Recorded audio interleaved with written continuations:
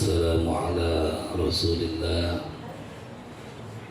وعلى آله وأصحابه ومن والاه لا حول ولا قوة إلا بالله. Amma ba'du, jemaah sekalian, alhamdulillah siang ini kita masih dikasih nikmat oleh Allah Subhanahu wa taala. Nikmat iman Islam.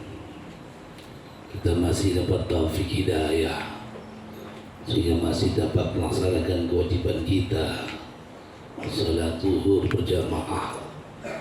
Mudah-mudahan ibadah kita, salat kita semuanya dapat diterima oleh Allah Subhanahu wa taala. Amin.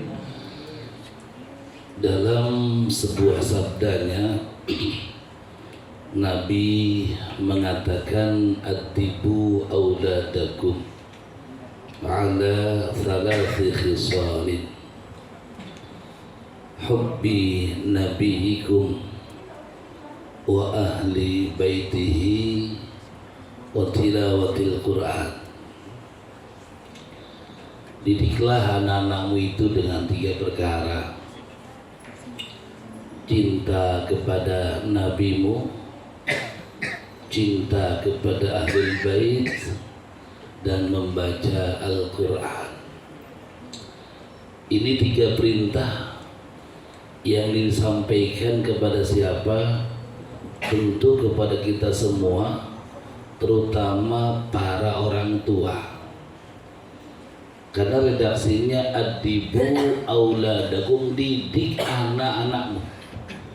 Maka siapapun kita hadirin yang punya anak terkena khitab ini, terkena perintah ini. Wahai orang tua, wahai bapak ibu, siapapun anda yang punya anak, didik anak-anak anda dengan 3 perkara. Yang pertama apa kata Nabi? Hubbi nabikum, ajarin, didik anak anda biar cinta kepada Nabi, cinta kepada Rasul. Ini penting hadirin. Tanamkan rasa cinta kepada Nabi kepada anak kita sejak dini, sejak kecil, SD, TK sudah dikenalkan. Ini sanawiyah nih, cinta Nabi ya, harus cinta kepada Nabi mulai dini, kenalkan. Ini perintah Nabi kepada orang tua, siapapun yang punya anak, didik anak-anak kamu agar cinta kepada Nabi. Masalahnya hadirin, nggak mungkin orang tua bisa menanamkan rasa cinta anak kepada Nabi kalau orang tuanya sendiri nggak ada cinta kepada Nabi di hatinya. Ini problem besar kita itu sekarang. Bagaimana orang tua bisa menularkan rasa cintanya kepada Nabi kalau di hatinya sendiri cintanya kepada Nabi kosong, tidak ada sama sekali. Maka hadirin, yang pertama tentu tugas kita bersama, ayo sama-sama kita tumbuhkan mahabbah, rasa cinta kita kepada Nabi. Dalam hadis lain Nabi mengatakan la yu'minu ahadukum hatta akuna habba ilaihi min walidihi wa waladihi wan nasi ajma'in. Tidak beriman salah seorang di antara kamu sehingga aku lebih dicintai dibandingkan orang tuanya, anak-anaknya, dan seluruh manusia. Hadirin, kita lihat dari sini redaksinya la yu'minuhu ridu, tidak beriman. Ini kan kalau kita artiin apa adanya, kalau nggak iman berarti apa? Kafir ya? Ya kan, ngeri kan? Kita kafir semua ntar kalau gitu. Maka di sini ada kalimatnya, redaksi itu disempurnakan, ditafsirkan para ulama, la yu'minu, tidak beriman, artinya enggak sempurna iman seseorang dalam hal cinta. Tidak sempurna iman seseorang sehingga aku, kata Nabi, lebih dia cintai dibanding orang tuanya, dibanding anaknya, dibanding seluruh manusia. Pertanyaannya, bisa nggak kita semacam itu? Mari kita tanya di hati kita masing-masing hadirin, lebih cinta mana kita kepada Nabi atau kepada orang tua kita? Lebih cinta mana kita kepada Nabi, kepada istri kita? kepada anak kita, lebih cinta mana? Ayo, tentu kita akan bicara, saya lebih cinta orang tua saya, lebih cinta istri saya, anak saya. Itu menandakan iman kita belum sempurna. Kita jangan sempurna imannya manakala cinta kita kepada Nabi pada posisi lebih tinggi dibanding manusia lainnya, apakah orang tua kita, istri, anak, dan manusia lainnya. Baru sempurna iman kita. Artinya ancaman la yu'minu tidak masuk ke hati kita, ke dalam diri kita, kalau kita bisa mendapatkan cinta kita kepada Nabi dan cinta pada manusia lainnya. Hadirin, itu yang pertama. Ayo sama-sama kita tumbuhkan rasa cinta kepada Nabi, kemudian tularkan kepada anak kita, didik anak kita cinta kepada Nabi. Yang kedua apa? Wa ahli baitihi, ajarin tuan anak anda, didik anak-anakmu cinta kepada ahlul bait, keluarga Nabi. Ini perintah Nabi.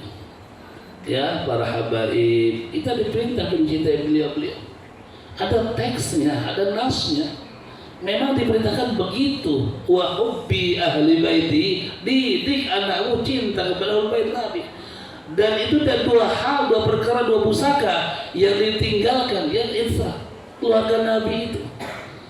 Ya memang harus kita mencintai keluarga Nabi. Ini pentingnya sanad, pentingnya silsilah hadirin. Biar bagaimanapun siapapun kita nggak bisa lepas keturunan kita siapa. Maka ketika Nabi punya keturunan, ya tetap harus kita hormati, kita cintai mereka. Itu perintah Nabi.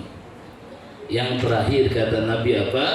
Wa tilawatil Quran, didik anak-anakmu membaca Al-Quran. Ajarin biar pada baca Quran. Ini penting hadirin, bahwa kita bersyukur alhamdulillah yang namanya lembaga-lembaga pendidikan, terutama Al-Quran begitu menjamur di Indonesia. TPA di mana-mana, TPQ di mana-mana. Tapi yang perlu jadi perhatian kita adalah bahwa ketika selesai dari TPA, TPQ, berhenti mereka baca Quran. Ini masalah kita. Coba lihat ketika wisuda TPA, wisuda TK, wisuda TPQ, itu seakan-akan sudah ahli Quran dari wisuda, ya kan, belajar Quran. Ini luar biasa. Padahal membaca Quran itu tidak berhenti ketika anak-anak saja. Selesai itu kan belajar Quran sampai mati, Quran harus dibaca. Makanya buat kita semua, para siswa, para santri, ya MD SMA, ya PIS, ayo terus belajar Quran. Jangan pernah berhenti belajar Al-Quran. Iqra'ul Quran fa innahu ya'ti yaumal qiyamati syafi'an li ashabi.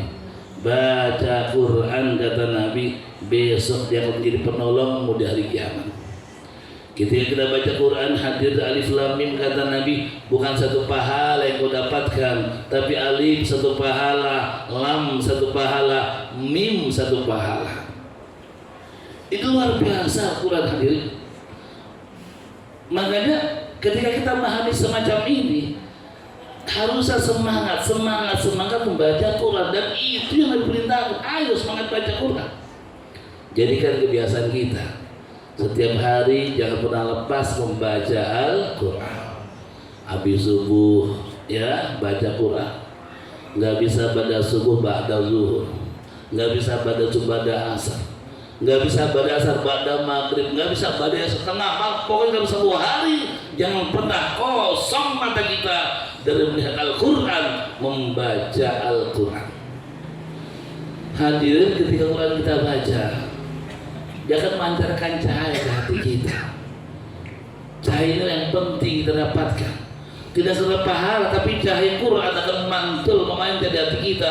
Ia akan menjadi penuntun kita, jadi orang yang benar. Orang yang benar. Kenapa? Cahaya Quran masuk dalam hati diri kita. Kita butuh cahaya Quran. Kita butuh Al-Quran. Dan ketika kita baca, dia akan menerangi hati kita. Dan disitulah hadirin, peluang kita menjadi orang baik, menjadi orang benar akan semakin terbuka ketika Quran selalu kita baca. Jangan cuma ditaruh doang, dibaca. ya, dibaca dan dibaca. Insya Allah hadirin, 3 hal ini sama-sama mari kita renungkan, ya, mudah-mudahan kita semua bisa mendapatkan taufik dari Allah Subhanahu wa taala. Demikian, mohon maaf atas segala kurangannya. Assalamualaikum warahmatullahi wabarakatuh.